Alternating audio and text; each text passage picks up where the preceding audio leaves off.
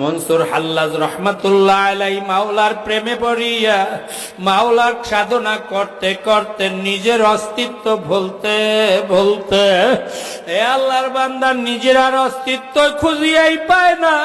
কারণ এই দুনিয়া তো ছিল না, দুনিয়া মাওলা তৈরি করিয়া দিল। দুনিয়ার মধ্যে তুমি আমিও ছিলাম না। ও আল্লাহর বান্দা, এই দুনিয়ার মধ্যে আমাদেরকে আমার মাওলায় পাঠাইল। এই দুনিয়ার মধ্যে আমরা কেউ থাকবো না, আমার মাওলাই থাকবে। এর জন্য মাওলার বান্দা বান্দি ভালো করিয়া খেয়াল করিয়া নিও।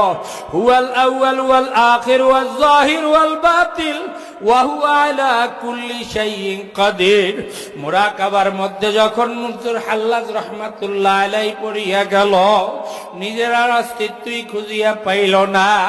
আমার মাওলার চিন্তা মুরাকাবার মধ্যে পড়িয়া চিন্তা করলো, আমি তো কিছু না, আমি তো অস্তিত্বহীন।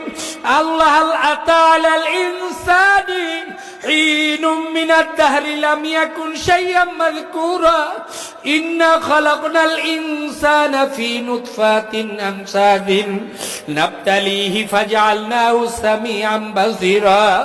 আমি তো কোনো অস্তিত্বই ছিলাম না। এক কাতরা নাপাক পানি কিভাবে রক্ত থেকে আমার মাওলায় গোশতে পরিণত করিয়া হাড্ডি বানাইয়া, হাড্ডির মধ্যে চামড়াকে লেপন দিয়া এই দুনিয়ার মধ্যে আমাকে শ্রবণ শক্তি চক্ষুকে দান করিয়া এত সুন্দর ফি আহসানি তাকওয়িম, এত সুন্দর চেহারা দিয়ে আমার মাওলাই কিভাবে আমাকে বানাইল।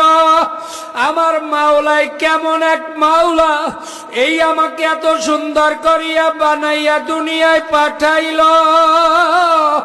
আমি তো ছিলাম না, আমি তো থাকবো না। এইভাবে সাধনায় পড়িয়া মনসুর হাল্লাজ আল্লাহ নিজেকে ভুলিয়া যাইয়া, দুনিয়ার অস্তিত্বকে ভুলিয়া যাইয়া সব কিছুকে ত্যাগ করিয়া আনাল হক পর্যন্ত বলছিল।